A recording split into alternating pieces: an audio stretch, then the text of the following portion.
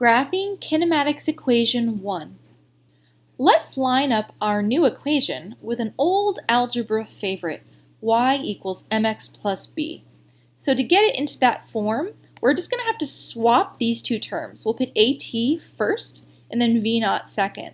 Then all of a sudden, if we put velocity on the y-axis and time on the x-axis, then the slope of the line will be the acceleration and the y-intercept will be the initial velocity. Look at that. Y equals mx plus b, v equals at plus v naught. So if this is our y and that's our x, that means m, the slope, is acceleration, b, the y-intercept, is v naught. An object starts from rest and accelerates at 2 meters per second for 10 seconds.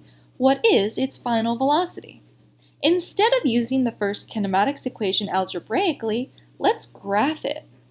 All right, so v equals v naught plus at. V naught, so what we're doing is we're swapping these terms so that it looks like y equals mx plus b. However, v naught is 0 since the object starts from rest. Therefore, v equals 2t. So draw this line on the graph as if it were y equals 2x.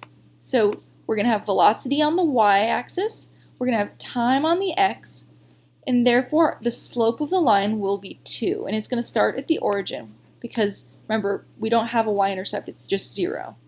And you can see if you graph that line, at 10 seconds, the velocity is 20 meters per second.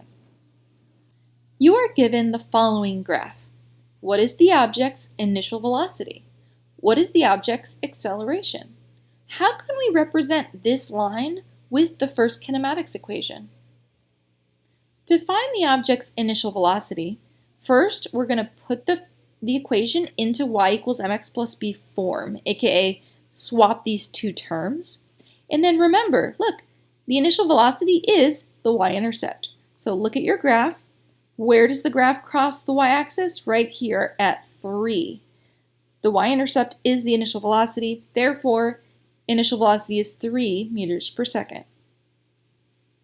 To find the object's acceleration, remember when you have a velocity time graph, the slope of that line is the acceleration. So all we have to do is pick 2 points on the line and calculate the slope. So here's another point that the line goes through.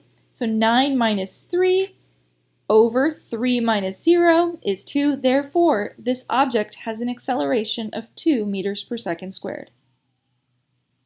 Since the object's initial velocity is 3 meters per second and the acceleration is 2 meters per second squared, we can now plug in those numbers and get the kinematics equation that gives us the object's velocity as a function of time.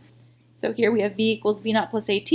Just plug in 3 for v naught, 2 for a, leave t as is, and that gives you a function, velocity as a function of time.